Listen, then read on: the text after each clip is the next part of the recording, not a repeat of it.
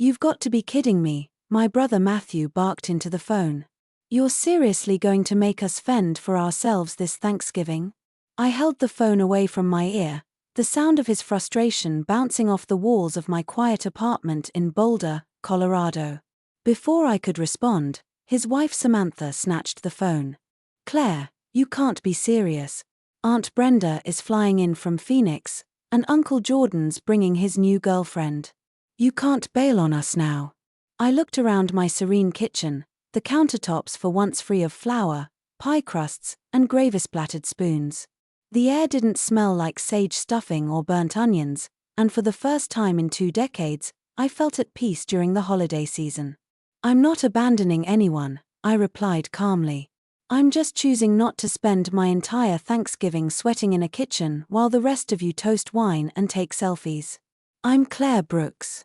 I'm 41, a professional chef by trade and, for the last 18 years, the unofficial yet very real holiday servant of my family. Thanksgiving, Christmas, Easter brunches, 4th of July BBQs, you name it, I cooked it. While my family played board games by the fireplace or unwrapped gifts, I was elbow-deep in poultry, sauces, and dishes for 20. This year, that was over. The tradition that became a trap. The first time I cooked for the family, I was 23 and fresh out of culinary school. My parents, Gerald and Ruth, were loving but hopeless in the kitchen. Frozen pot pies and canned soup were the norm. So I volunteered to cook Christmas dinner. The joy I saw on everyone's faces when they bit into my rosemary roasted chicken and creamy mashed potatoes felt like a reward. But soon, appreciation turned into expectation. By the time I was 30, no one asked me if I was cooking, just what I was making. My mother would announce at her book club, "Claire's making her famous cherry bourbon ham for Christmas," as if I had signed a contract in blood. My older brother Matthew, 3 years my senior, had married Samantha, a self-proclaimed foodie who couldn't boil water. She'd once asked me if olive oil and vegetable oil were interchangeable while holding a bottle of white wine. But she always had opinions on my dishes, maybe use more truffle next time. And then there was my younger sister, Nicole, 38, a dental hygienist who spent holidays with her nails perfectly manicured while wandering into the kitchen to say things like, "This needs more texture," before retreating to the couch to scroll through Instagram. I'd been invisible for so long in my own family that I'd stopped realizing it. A breaking point covered in gravy. The moment everything changed was last Christmas. I had prepped for 18 hours, hand-kneaded dinner rolls, marinated a prime rib for 3 days, hand-zested oranges for the cranberry compote. As I carried in the final tray of food, I heard Uncle Jordan stand up with a champagne glass. "To Gerald and Ruth," he said, raising his voice, "for always throwing such unforgettable holiday parties. You two are the heart of this family." I was still in my apron, hands raw from washing silverware, the scent of beef drippings in my hair. They were getting credit for my work. That night, I left without saying goodbye, realizing I was just a service provider. In the months that followed, I began noticing how my family interacted with me outside of holidays. Matthew called me once to ask for my crème brûlée recipe for a fundraiser Samantha was hosting. Nicole texted me a week before Easter with "What's your plan for the menu?" Nobody asked how I was. Nobody offered to help. Even the money was adding up. Thanksgiving last year cost me nearly $900, organic turkey, imported Gruyere, wine reductions, fresh cranberries. Not one person reimbursed me. When I mentioned it to my dad, he shrugged and said, "Well, you eat too, Claire." The final emotional gut punch. A voicemail from my mother in early October. "Just let me know if you'll be making the usual. Samantha's parents are coming this year, and they're so excited about your cooking. No one asked if I wanted to. Just assumed I would." And when I finally said no, the panic button. Matthew called first. Then Samantha. Then Mom. Then all of them. My refusal triggered a Thanksgiving crisis, and the calls were getting more dramatic by the hour. "You're being selfish," Matthew said. "You know how much this means to Dad." But that's the thing. It meant a lot to them. Not to me. Not anymore. It meant a clean, effortless party for my parents, who got to bask in praise while I scrubbed pots. It meant an Instagram-perfect table for Samantha and Nicole while I missed every family conversation, every glass of wine, every laugh. This year, I wasn't going to miss it. And so I made a different plan. Thanksgiving morning arrived, and for the first time in 18 years, my alarm didn't go off at 5 a.m. I didn't stumble, half asleep, into the kitchen to defrost a 22-pound turkey or hand whip cream while listening to NPR reruns. Instead, I made a cup of French press coffee and settled into my sunlit reading nook with a worn paperback and a warm blanket wrapped around my legs. Outside, Boulder was calm, snow-kissed rooftops and a sky the color of frost-bitten lavender. I wasn't cooking. I wasn't serving. I wasn't hosting. I was free. That sense of peace didn't last long, of course, not with a family like mine. At exactly 9:12 a.m., my phone buzzed. Matthew. How long did you usually roast the turkey again? The wrapper says 325, but it's still frozen. Nicole. Where do you keep the roasting pan you let us borrow in 2020? Also, I think I accidentally used powdered sugar instead of flour. Mom, voicemail. Claire, sweetheart, call us back when you get a minute. There's a bit of a hiccup, we can't get the stuffing to, well, stuff. Maybe we did something wrong. Call me, okay? I turned my phone on silent. They would survive. Or they wouldn't. But it was no longer my job to prevent their chaos. A new kind of Thanksgiving. I drove across town just after noon to Beverly's house, my best friend and fellow chef from culinary school. She'd invited me to spend the day with her family, who were the opposite of mine in every way. When I walked in, the house was filled with the rich aromas of nutmeg, roasted garlic, and fresh bread. But it wasn't just the food, it was the laughter, the chaos, the warmth. Everyone contributed. No one barked orders. No one expected perfection. Beverly's teenage daughter was basting the turkey with a rosemary butter mix while her uncle carved sweet potatoes. Her wife was setting the table, laughing with her nephews as they argued about board games. No one even blinked when I walked in with a bottle of Malbec and a cranberry orange tart. You brought dessert. Beverly grinned as she hugged me. Even though we said not to, I smiled. Habit. But I wanted to. There it was. The difference. This wasn't a performance or an obligation. It was a gift freely given, and that made all the difference. Meanwhile, across town, back in Aurora, my parents' home was descending into culinary disaster. By 2 p.m., Matthew had sent me a photo of what looked like a pale, half-thawed turkey still in its packaging, sitting awkwardly in a roasting pan with raw onions thrown around it like an afterthought. A few minutes later, Nicole sent a panicked text about the gravy separating and smelling like sour socks. I knew the moment was coming. The collapse. The unraveling. Then, at 3:15 p.m., it happened. Uncle Jordan called. Voicemail. His voice was low, serious. Claire, I know you're not coming today, but your mom's in tears. Your dad looks confused. No one can figure out the side dish timing. Samantha is on the floor Googling how to make mashed potatoes fluffy. Your brother just tried to grill the green bean casserole. We could really use you here. He paused. Please call me. I didn't. I sipped my wine and watched Beverly's nephew tell an exaggerated story about getting lost in a corn maze. I laughed. I participated. I lived. It felt like breathing for the first time. Desperation and denial. At 4 p.m., I received one final call, this time, from Samantha. I didn't answer, but her voicemail was blistering. You ruined Thanksgiving, Claire. Your parents are heartbroken. I don't know how you could be so cruel. This holiday was always your thing. You left us to fail. Do you have any idea how this reflects on our family? We had to order pizza. There it was. The pizza. The defeat. They weren't mad because they missed me. They were mad because they couldn't replace me. They were mad because the house didn't smell like sage and butter and sugar. Because they had no centerpiece turkey.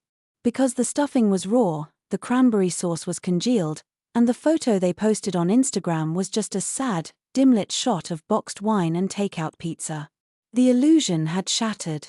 The cost of saying no. It wasn't just food. It was a decades-old dynamic, one where my labor, my skill, and my presence had been quietly commodified. Where I was loved, sure, but only when I was producing something. I had been the engine behind every Brooks family holiday for nearly 2 decades. And when I removed myself, they didn't step up. They spiraled. They could have cooked something simple. They could have laughed through the mistakes and eaten burnt rolls and undercooked turkey. It might have even become a new memory, a shared disaster that bonded them. But they weren't used to bonding. Not without a servant. They weren't used to working. Not without their chef. My favorite moment. At 6 p.m., Beverly's mother leaned across the dinner table and asked, "Claire, how did you and Beverly meet?" As I told the story, culinary school, an exploding creme brulee, our first catering job in a blizzard, I noticed something. Everyone listened. Not to what I could make, but to who I was. They saw me. Me. Not a product. Not a pair of hands. Not the holiday miracle worker. Just Claire. And in that moment, surrounded by laughter and warmth, I realized I wasn't missing Thanksgiving at all. I had finally found it. The Friday after Thanksgiving, I received a call from my mother at 8:02 a.m. sharp. Not a good morning, not a how are you, not even a half-hearted apology. "Claire," she said, her voice brittle with embarrassment, "I hope you realize how humiliating yesterday was for all of us." I could practically hear her pacing around the kitchen, the same kitchen I had once filled with the scent of rosemary and lemon zest, now likely reeking of failed gravy and dried tears. "Your Uncle Jordan's girlfriend, her first holiday with us, had to eat pizza, Claire." Pizza. Her voice cracked. What kind of family does that? I paused before answering. A family that doesn't respect their chef until she stops showing up. Silence. "Claire, don't be cruel," she whispered.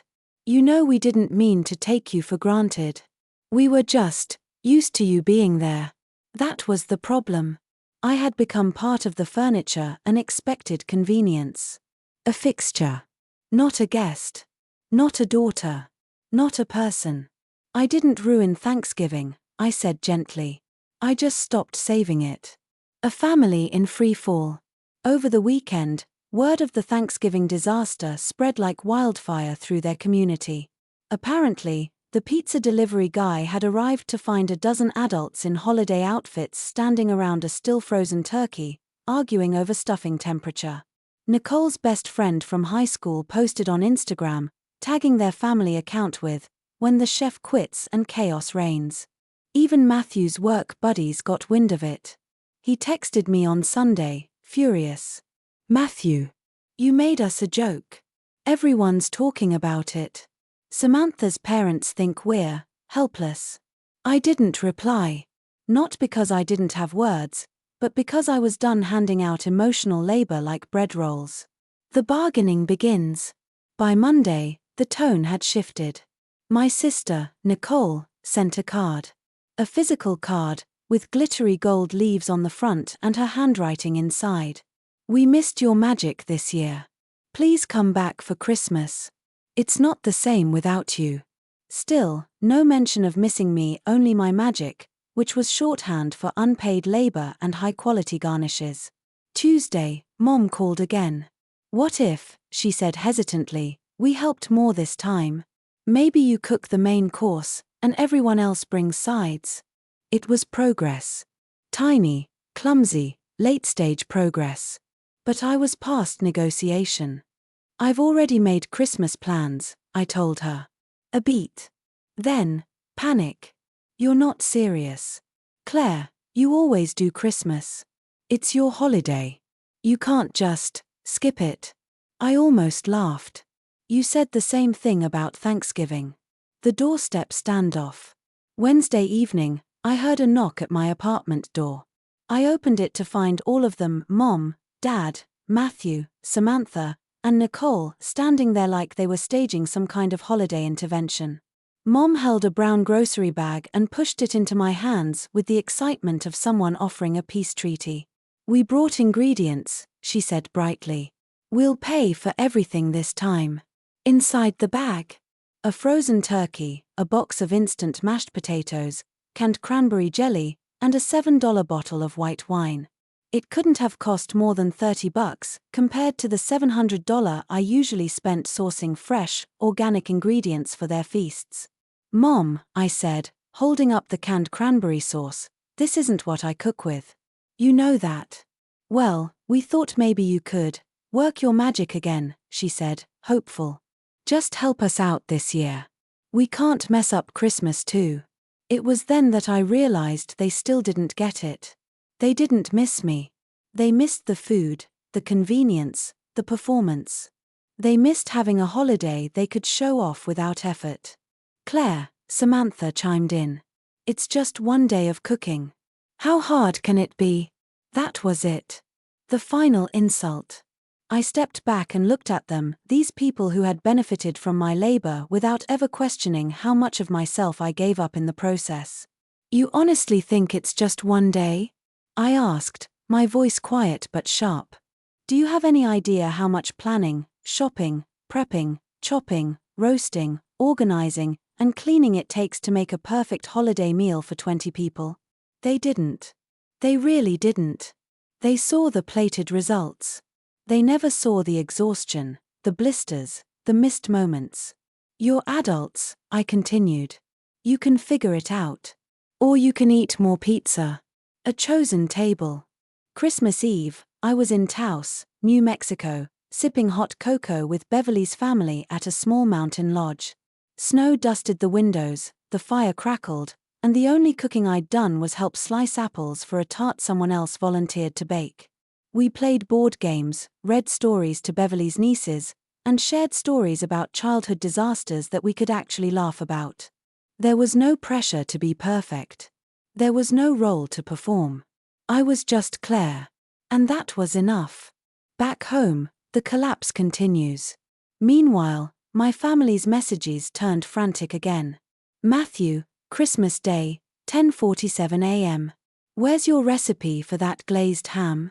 The online ones are too complicated." Samantha, 11:15 a.m. "Do you have a backup thermometer? Ours broke and now everything smells weird." Nicole, 12:02 p.m. "The cookies are burnt. Like, actual charcoal. We're trying again with pancake mix." Then came the kicker.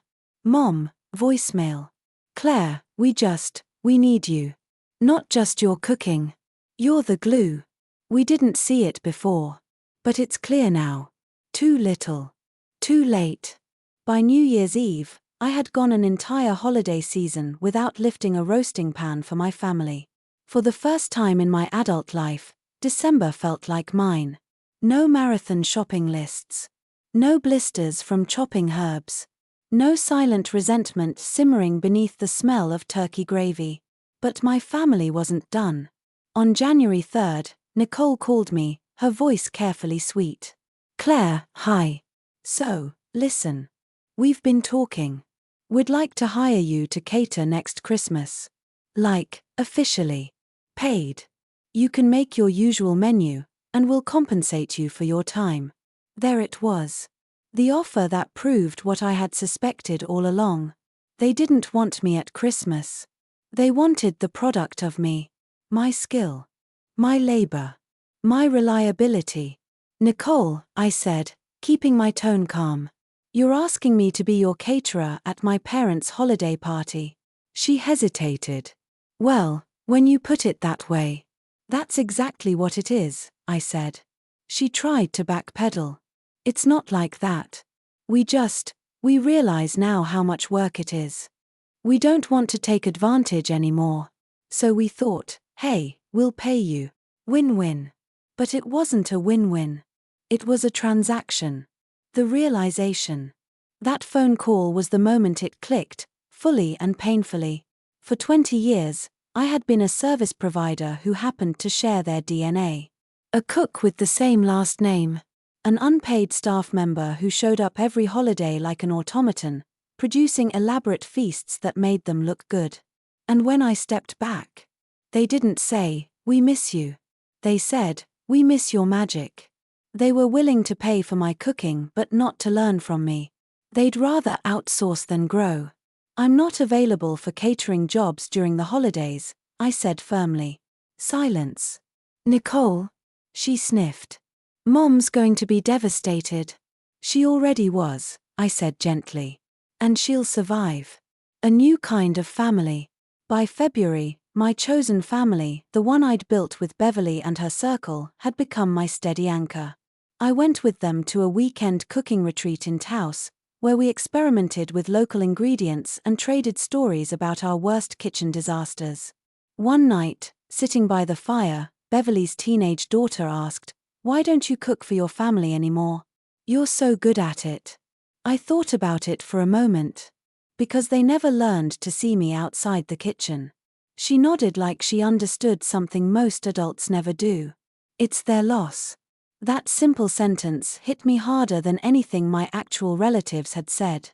Meanwhile, in Aurora, my parents' social circle still hadn't stopped buzzing about the pizza and raw turkey fiasco. Mom's book club had apparently nicknamed it the Great Thanksgiving Debacle, and Samantha's parents were quietly questioning whether they should even come for Easter if the famous meals weren't on the table anymore. Matthew sent me a curt email. "You've divided this family. Dad says he feels like you've abandoned your roots." Mom's embarrassed. "Nicole's trying to smooth things over. But this is on you." I didn't reply. Because for once, I knew it wasn't on me. The face-to-face confrontation. In March, I went to Aurora to pick up some mail from my parents' house. I hadn't been there since before Thanksgiving. When Mom opened the door, she looked smaller somehow, less like the poised hostess and more like a tired woman holding onto a tradition that had cracked. "Claire," she said, stepping aside. "Come in." The kitchen was strangely bare, no smells, no half-prepped dishes, no stacks of serving platters waiting for me to fill them. "We're thinking of hiring a caterer for Easter," she said quietly. "But it won't be the same." "That's the point," I said gently. "It shouldn't be the same." She sank into a chair at the kitchen island. "We didn't realize. All those years, we thought you liked it." I sat down across from her. "Did anyone ever ask?" Her eyes flicked away. "We offered to help with dishes." "Scraping plates isn't the same as sharing the work," I said. She sighed. "Your father feels like we're losing you." "You never had me," I said softly. "You had my labor." Tears welled up in her eyes, but she didn't argue. The family dynamics shift. By summer, the ripple effects were clear. Uncle Jordan stopped attending family gatherings, muttering something about not worth the trip anymore. Nicole stopped volunteering me for her events. Matthew and Samantha started going to restaurants for holidays rather than hosting at home. And my parents. They were learning, slowly, awkwardly, that they could still have family time without a 5-course meal on the table. It wasn't Instagram perfect anymore. But maybe, just maybe, it was real. Freedom feels like this. In late August, I threw a small dinner party at my apartment. Nothing elaborate, just fresh pasta, homemade bread, and wine. Beverly and her family came, along with a few neighbors. We all squeezed around my tiny table, laughing and clinking glasses. It struck me then, this is what I had wanted all along. A holiday, a meal, a gathering shared. Collaborative. Joyful. Not one person sacrificing herself while others basked in the glow. I didn't miss the turkey drippings or the Instagram-perfect table settings. I didn't miss the guilt calls or the voicemails. I had given myself the one thing my family never would, permission to enjoy the holidays. To be continued in Part 5, the final boundary. Next, Claire faces her family's last attempt to reel her back in for Christmas, with a dramatic plea that forces her to decide whether to reconnect or let go completely. By October the calls began again. Not frantic this time, but cautious, like a predator circling an animal it no longer understands. First, a text from Nicole. "We've been thinking about Christmas. We'll do everything if you'll just come. You don't even have to cook. We'll handle it." Then a voicemail from Mom. "Honey, we're trying something different this year. We're making a potluck. Everyone's bringing something. Just come as a guest. Please." And finally, a long email from Matthew. "We've been reflecting. Maybe we didn't appreciate you enough. We've booked a cooking class for November. We're all going as a family. We're trying to learn. We just want you there for Christmas. That's all." It was almost believable. The part of me that had been trained to appease wanted to say yes, to show up, to fix it. But another part of me, the one that had woken up last Thanksgiving morning without an alarm, kept whispering, "Don't go back." The invitation. 2 weeks before Christmas, I received a thick envelope from my parents. Inside was a handwritten note on their holiday stationery and a photograph of a cooking class brochure. A family journey in holiday cooking splashed across the front. They had actually signed up. The note read, "We're sorry, Claire. We didn't see you. We're trying now. Come home for Christmas. No cooking required. Just you." For the first time in months, I felt my resolve waver. Could this be real? Could they have finally understood? Or was this just another manipulation, a shinier trap baited with apologies and a photo op? Beverly's advice. I showed the letter to Beverly one evening while we were prepping for a winter pop-up dinner. She wiped her hands on a towel and read it twice before speaking. "They might mean it," she said finally. "Or they might not. Either way, it's not your job to test them. You've already told them what you need. If they want to prove they've changed, they'll keep learning even if you don't show up." I stared at her. But what if I'm being too harsh? What if they're finally trying? Beverly met my eyes. Then they'll still be trying next year. That simple sentence hit me like a clean knife cut. Christmas morning, again. December 25th dawned with soft snow falling outside my house rental cabin. Beverly's family had invited me again, but this time I'd brought my own parents' unopened invitation with me, like a talisman. I brewed coffee and sat by the window, watching the flakes drift. My phone buzzed at 8:47 a.m. "Mom," voicemail. "Claire, we're making breakfast together. Your dad's flipping pancakes. Matthew's peeling oranges. Nicole's making her first pie. We really wanted you here, but we understand if you can't. We miss you." This time there was no guilt in her tone. No panic. No manipulation. Just quiet disappointment. I didn't cry. But I felt something loosen inside me, a thread of tension I hadn't even known I was holding. The turning point. At noon, I set the phone down and joined Beverly's family at the table. They handed me a mug of mulled cider and a plate of still warm cinnamon rolls. Beverly's mother squeezed my hand. "You're glowing," she said. I laughed. "I think I'm finally breathing." Meanwhile, across Colorado, my family was, according to sporadic texts from Nicole, successfully pulling off their first ever all-hands-on-deck holiday meal. The turkey was a little dry, the rolls a little burnt, but they were eating together. They were doing it without me. And maybe, just maybe, that was the point. A different kind of message. At 4 p.m. my phone buzzed again. This time it was a photo. My parents, Matthew, Samantha, and Nicole all seated around the dining table, plates full, cheeks flushed from wine. The caption read, "We did it. Merry Christmas. We love you. No demands. No pleas. No accusations. Just a picture of my family cooking for themselves." I stared at the image for a long time. My throat tightened, but not with anger. With relief. Understanding the boundary. Later that evening, sitting by the fire in the cabin, Beverly asked quietly, "Do you think you'll go back someday?" I thought about it. "I don't know. But I think if I do, it will be because I want to, not because I'm expected to." She nodded. That's the difference between a duty and a choice. I sipped my cider. Exactly. For the first time in decades, the holidays weren't about exhaustion or obligation. They were about rest, laughter, and presence. And maybe one day, my family and I would build something new from that. But only if it was built on respect. A quiet victory. That night, I went to sleep without setting an alarm for December 26th. No leftover chaos to clean. No stack of platters waiting to be washed. Just the slow, steady rhythm of snow outside and the soft hum of my own breath.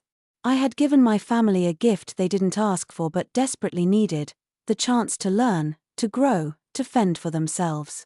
And I had given myself a gift I didn't know I'd earned, the right to step away. To be continued in part 6, When the Past Knocks. Next, Claire's parents reach out months later not to beg, but to truly rebuild. Claire has to decide whether to open the door. By spring, the snow had melted from the rooftops of Boulder, and with it, the icy resentment I'd carried for so many years seemed to thaw just a little. Life had shifted, subtly, but irrevocably. I was still working at the culinary studio part-time, teaching weekend classes on sauces and fermentation, and Beverly and I were collaborating on a summer pop-up concept featuring regional American comfort food. It was peaceful. Quiet. Which is why the envelope in my mailbox that April morning surprised me. It was handwritten. No return address. Just, Claire Brooks. I opened it slowly. Inside was a single piece of ivory cardstock and a photograph. The card read, "Dear Claire, I know we have a long way to go, but I wanted to show you something. This is the pie Nicole made on Easter. We all helped. We didn't burn anything. We didn't order takeout. And for the first time, it felt like we were together, not just watching you work. Thank you for giving us the space to learn. We love you. Mom." The photograph showed a pecan pie imperfect, slightly sunken in the middle, with a few crumbs on the pan's rim. But it was theirs. They'd made it. Together. I stood in my kitchen holding that card for a long time. It was the first time in over a year that I truly believed they were trying. Not for performance. Not for tradition. But for change. Learning to hear again. I didn't reply right away.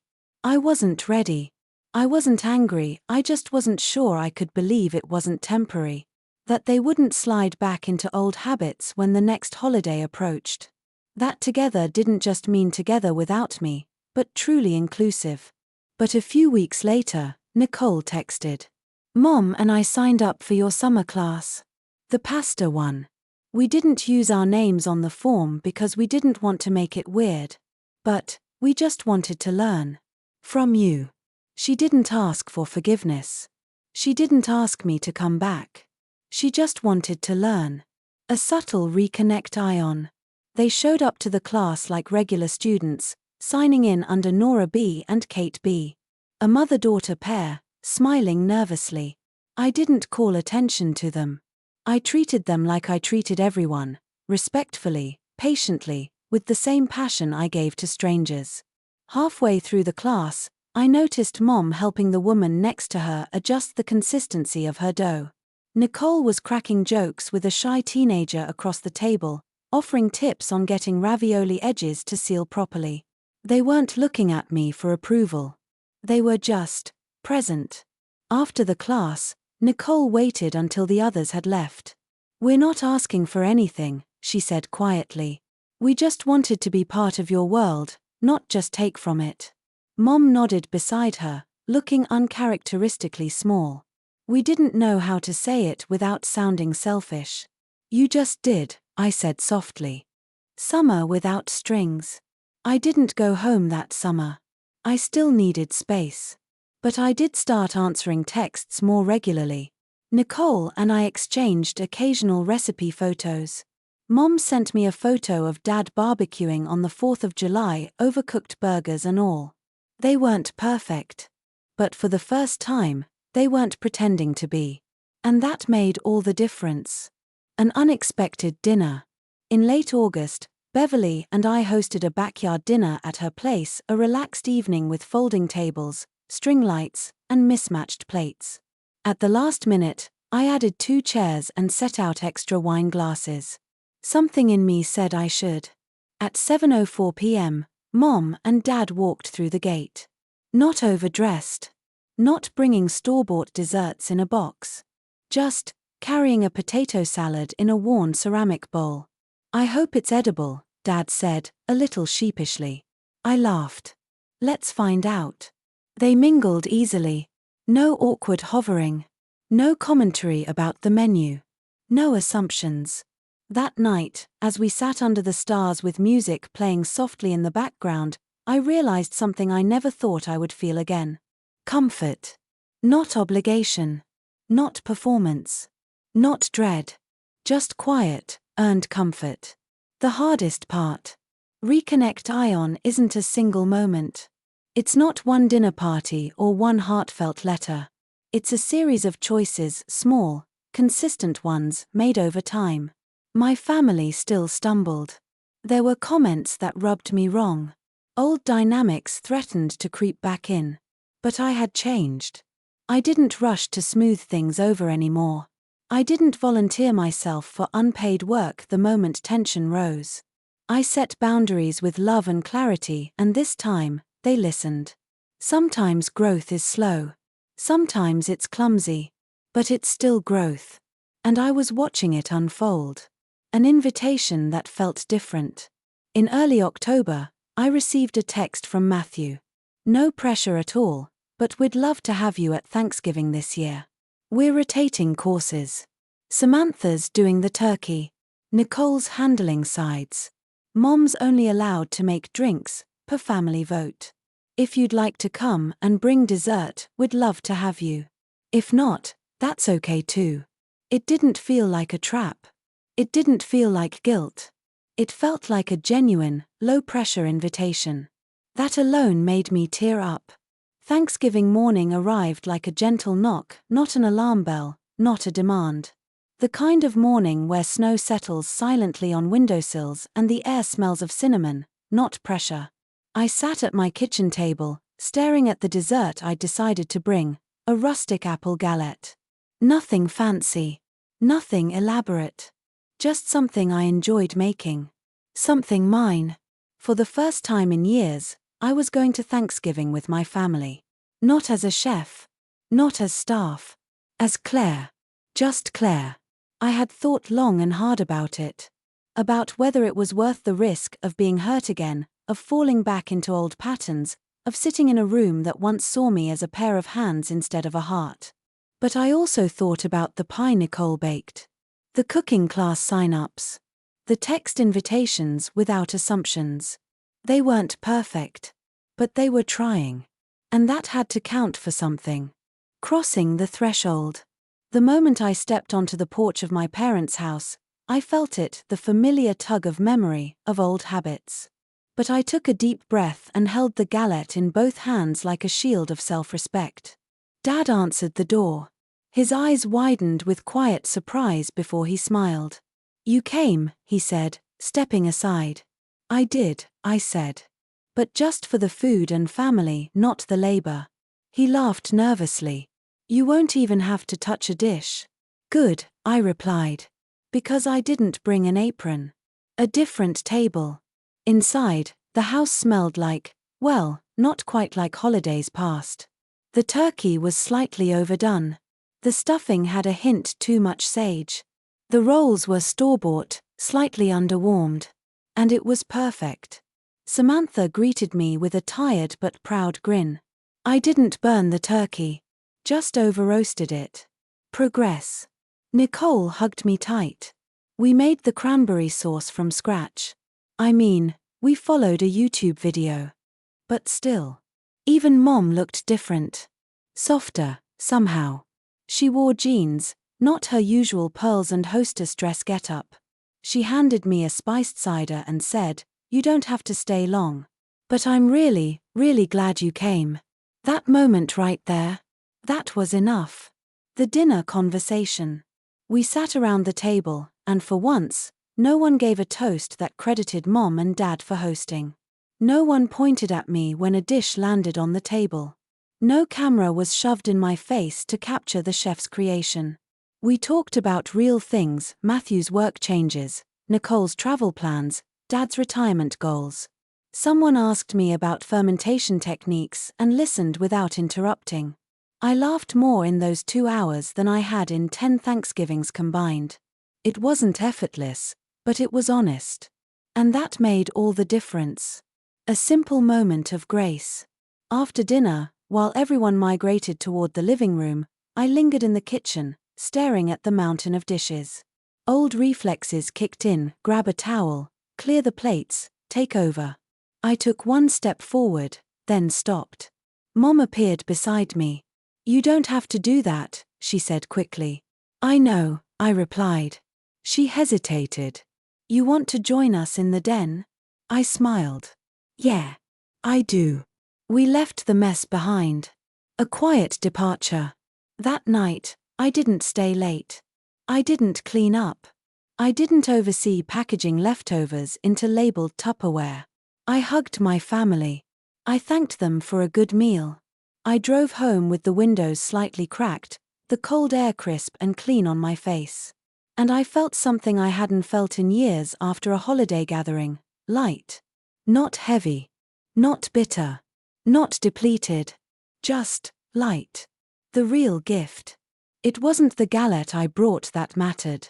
It wasn't even the food they served. It was the recognition that I wasn't the engine that powered their traditions. That I had a choice. That they had the ability to step up, not perfectly, but authentically. They had stopped seeing me as a resource. They had started seeing me as a person. And I had started seeing myself as worthy of more than being useful. Looking forward, I didn't rush back into weekly family dinners. I didn't volunteer to host Christmas. I didn't open my calendar to every event they planned. But I stayed in touch. I said yes when I wanted to. I said no when I needed to. And for the first time, those boundaries were met with understanding, not outrage. Mom even texted in early December. "No pressure, but if you want to join us for Christmas, we'd love to have you. We'll handle everything. You just bring you." I hadn't decided yet. And that was the power I had reclaimed. Final reflections: choosing presence over performance. For 20 years, I was the invisible scaffolding of my family's holiday joy. I held it up. I made it beautiful. I made it taste like love. But no one stopped to see how much of me it cost. When I finally stepped away, they didn't fall apart forever. They flailed. They failed. They ordered pizza. And then, they learned. And when I returned, not because I had to, but because I chose to, I wasn't stepping back into servitude. I was stepping into family. A real one. Flawed. Honest. Still learning. But willing to sit around the table with me, not just because of me. And that, after everything, was enough.